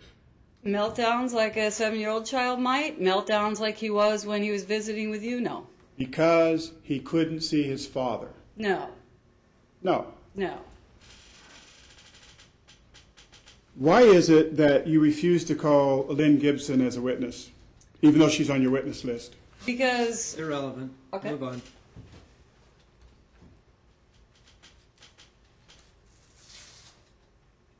Isn't it true that she would testify that what you just said? Move on. How is it irrelevant? Irrelevant. The person has not testified. She has the right to call the witness if she wants to. She didn't choose to call her, so whatever she has to say is irrelevant. What do you mean by Patrick has a dark side? Well, back in the day, when we were rumbling as an adult couple, having trouble communicating, as you know from reading the book, my issue with Patrick is he would say something and then deny it. And I did not believe he was lying. I believed he was not able to get to the truth. And as you've read in the book, we had an awakening about that. And that whole dynamic of me screaming at him, that's not what you said, or that's not the truth, changed because he realized, oh, I am doing that. So that was the dark side I talked about. We warred about it for about a year until he finally said, oh, I get it. I'm doing that. When you say you warred about it, wasn't he physically violent to you? He tackled me. The incident in the book that you're talking about is we were fighting, and my MO when I fight with men that I'm involved with is I leave. Because as with my expertise, if I beat down someone like him, I'm in trouble. I've always chosen to run. My martial arts instructor taught me to. And so I'm starting to run because we're arguing, and I'm not going to, it's just not going to go there. And he came out, and he tackled me, trying to keep me from leaving. And then he said, just go ahead and kill me, something like that. And I extracted myself from him. I got in the truck. And now I'm trying to flee in a vehicle, because trying to flee on foot hadn't worked. And as I'm getting, it's not my truck, as I'm trying to get it started, he comes up and he gets me in a headlock, trying to keep me from taking off in his truck. And the truck now starts to move, and while I'm apparently driving this truck into the tree, I scratched his face, and he let go of me. Did you run and crash the truck into a tree? Yeah, I crashed the truck. Wasn't there another incident where he's aware that you're a third-degree black belt, correct? Right. He's also aware that you went to some kind of security guard school in Nevada? Colorado. Colorado. He was aware that you were trained in weapons, Yeah. defensive driving, Sure. psychological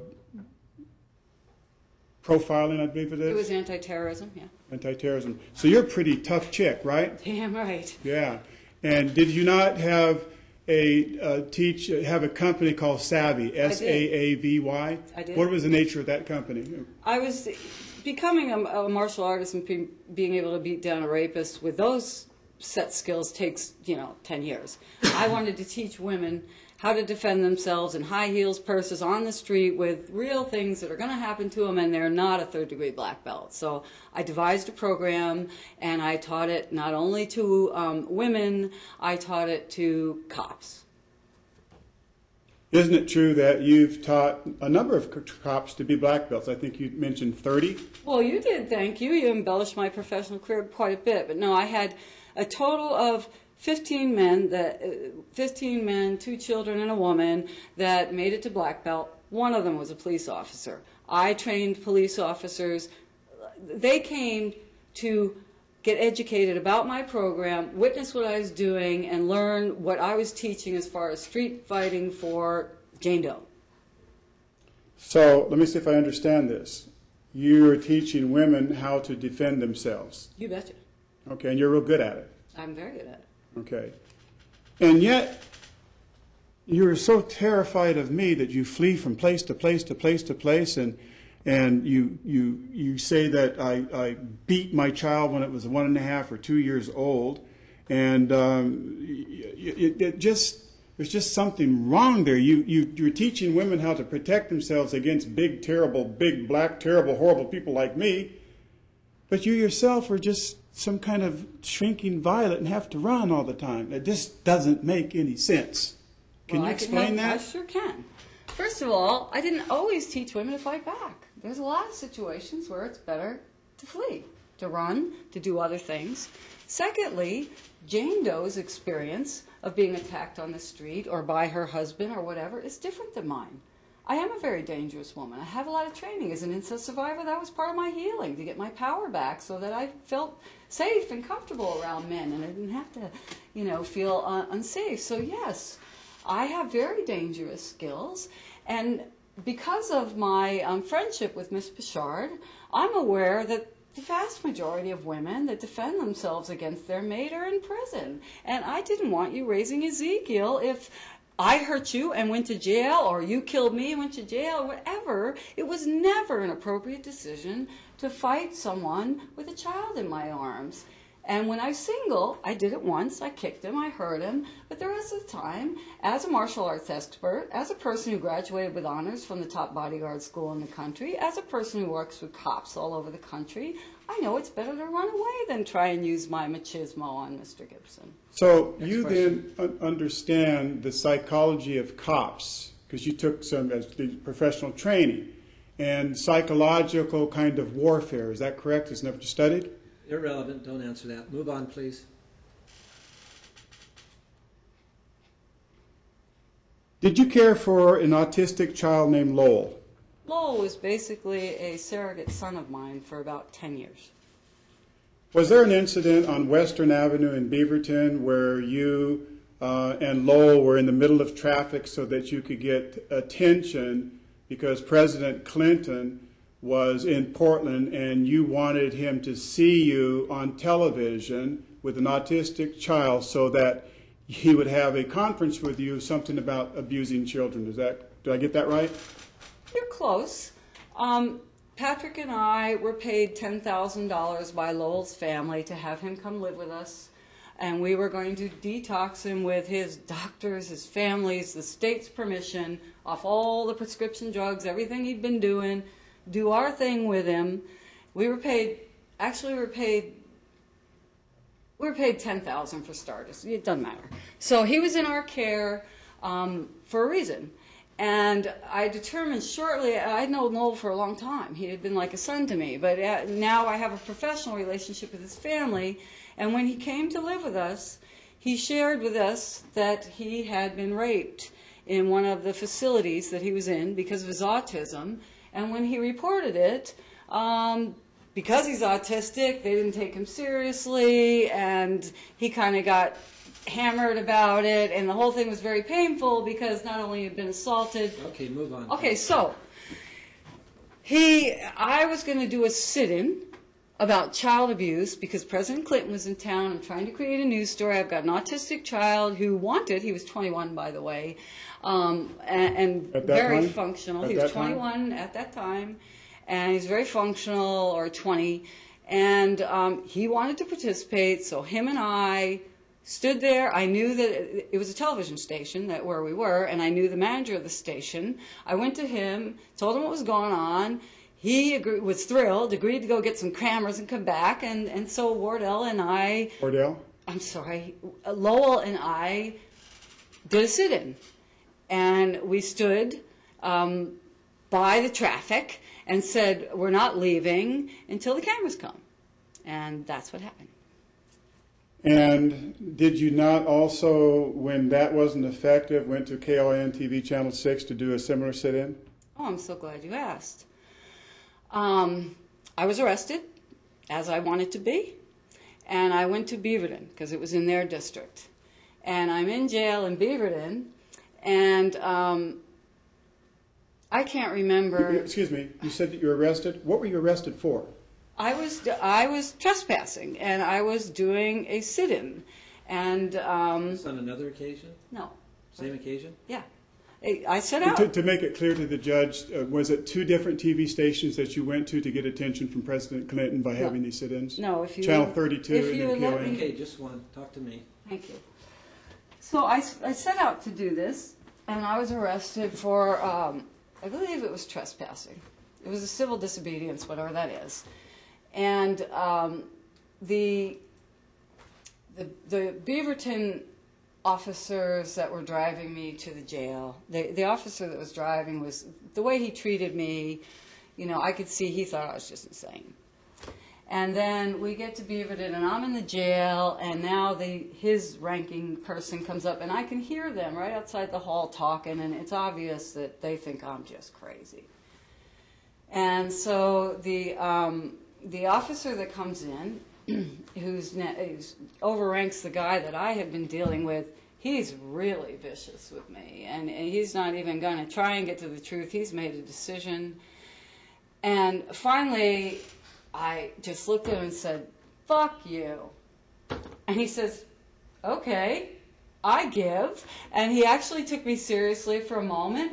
We talked. I told him what I was trying to accomplish, and he said, "Well, you know, I applaud what you're doing, but I don't have enough clout to help you. You need to go do this in Portland." I said, "Okay, get me out of here."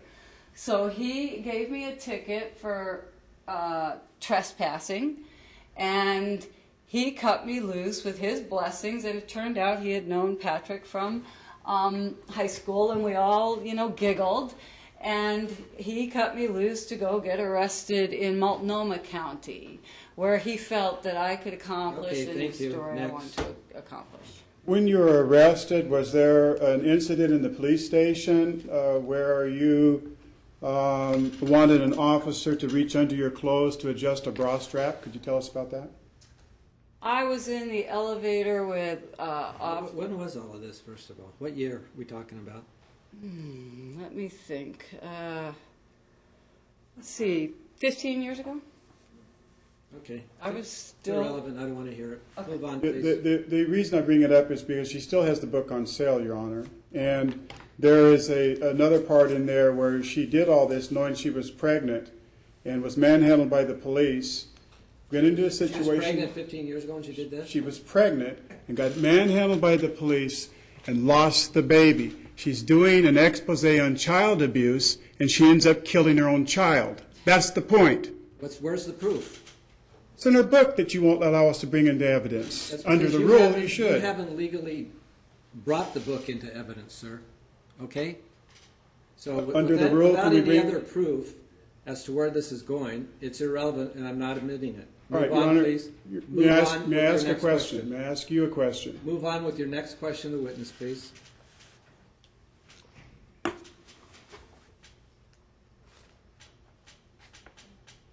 You accuse me of domestic violence. You accuse me of now beating a 1.5-year-old child.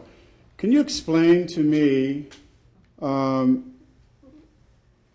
when I picked up Ezekiel for a visit, he had a busted lip? When was this? This is when you had given me every weekend visits, and I picked him up. Month and year, please. This case has been pending for 3 years. When did this occur? I'm going to say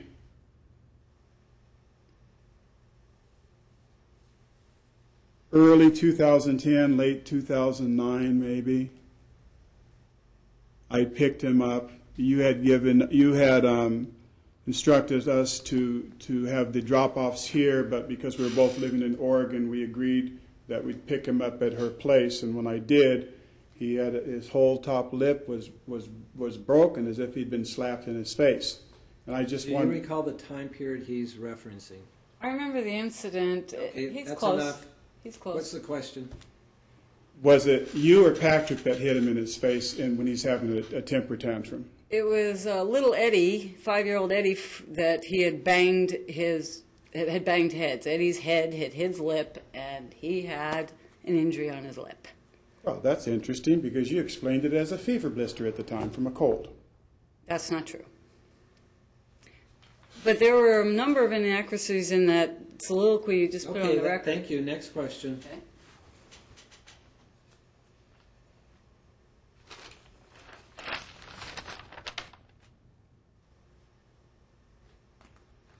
So, when you repeatedly get yourself arrested, let me ask you about your statement being an adrenaline junkie. What does that mean? And loving crisis. What does that mean? I'm in my early 20s. One of the many addictions I have is adrenaline. You can get very excited. It's a drug that your system releases through your hormones, and I didn't need caffeine or, drugs or whatever. I could, get excited, and my adrenaline would pump. I could be good to go as if I had 6 pots of coffee for 10 hours. So that I liked that. I liked being that active and busy and, you know. Okay, next whatever. question. And the part about loving crisis, what is that? Sure. When you grow up in a situation where everything is crisis and whatever, that's what you're drawn to, whether it's healthy or not. I was definitely into crisis. And obviously, I'm still kind of attracting that. Yes. Let me ask you this question. Is it this adrenaline kind of hormonal thing that makes you act out and cry at the drop of a hat for no reason? No, actually, it's the adrenaline that's got me through a 3-day trial where I have to parent all evening and then be a lawyer all night and then come here and be attacked by you all day. Adrenaline has saved my life in this I think trial. we've both been attacking each other. I'm interested in what's going on with Ezekiel. I love Ezekiel. The reason that I'm here for custody is I see that you move repeatedly over and over and over. It has nothing to do with me. Maybe some of the times, I'll admit, we've had some arguments. We don't get along. We don't like each other, and I get that. We don't need to be together. But this is about Ezekiel, who I know that you love. That's why when we first started this proceeding, I backed off of the custody thing, and as long as you could pass the drug test, I was fine with you because he was so young and you were his Mr. mother. Gibson, I don't need the history of this case once again. My question Ask is, the question, my please. question is, in your psychological reports that I've heard in testimony from different witnesses in this courtroom suggest that your propensity for moving over and over and over and over and again is not healthy for Ezekiel, and he continues to be acting out for that. My question is, now that you're back at Louise Broussard's on Alice Street after you were evicted from the property in Tualatin, do you plan to move again and again and again? How often do you plan to move? Probably once every year, year and a half, because that's what we do. We take over a property. We do our landscaping magic on it, whether it's Albertina Kerr or Lee Care or the jail or 65th Street. And when we're finished, then we move on to another property. How many bedrooms does the Alice Street address have? 3. 3 bedrooms. And there's at least 3 adults there and a child. Is there anybody else in the house? 2 dogs and a cat. Speaking of dogs and cats, I saw some emails that went to different people and then they were forwarded to me when you were doing your Dog of the Month Club.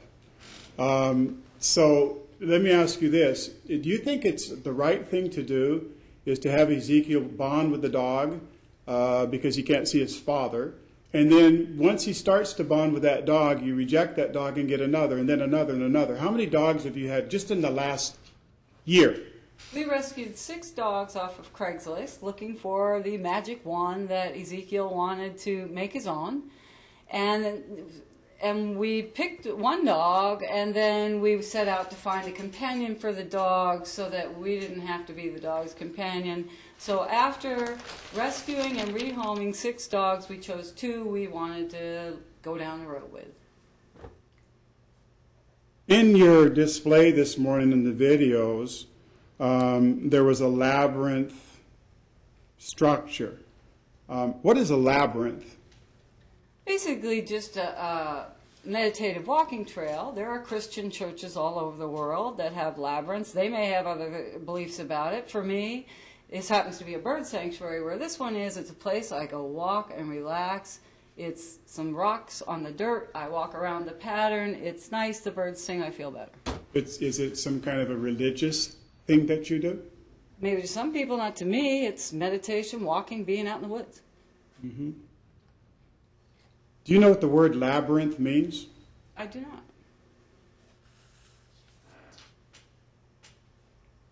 Do you and Patrick and Ezekiel, I saw Ezekiel talking about that labyrinth. Do you all walk the labyrinth? Oh, yeah. Do you walk it naked? Never. Never? Never. Did you walk a labyrinth with the autistic child Lowell with Patrick and you naked in the garden? Yes, we did. But you don't do that with Ezekiel. Never. That's Lowell was an interesting. adult, and it was something he requested on his 21st birthday as a rite of passage, and that he felt we were all too uptight about clothes and all this, so that's what we had a real hard time with it. But it was Lowell's, and that is in the book, written very explicitly. Yes, it is very explicit. And my concern is that Shortly after that, you write in your book that you did all these things at the TV stations and got arrested and all this kind of stuff. And so this was his 21st kind of coming out party in the Labyrinth, naked with you and Patrick, correct? That's what he wanted to do for.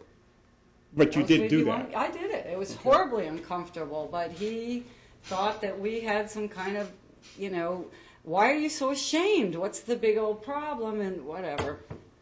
Well, you know, you're saying this was all these years ago, and I can imagine you were a pretty attractive woman back then for a 21-year-old. Let's move on, would you please?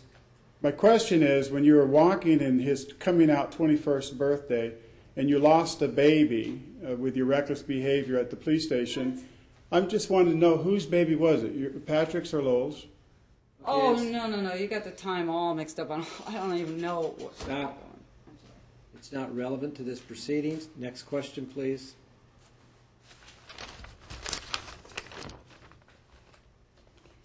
Do you believe that I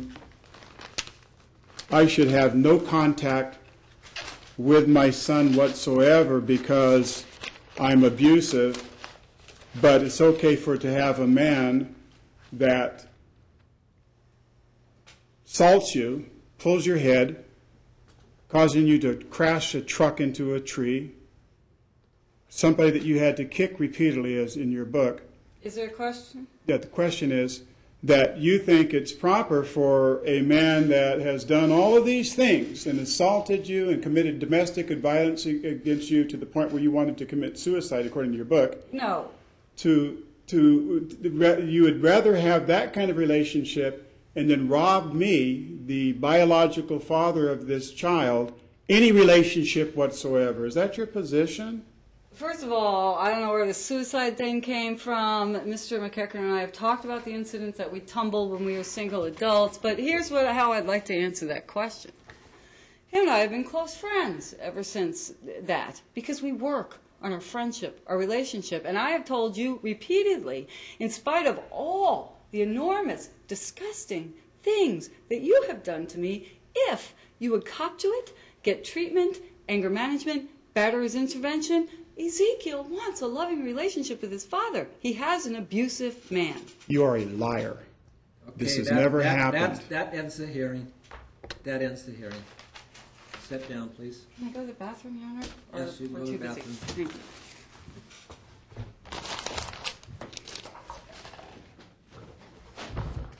We're in recess. You'll be advised by my clerk, Ms. Martin, when this hearing will continue. Thank you, Your Honor.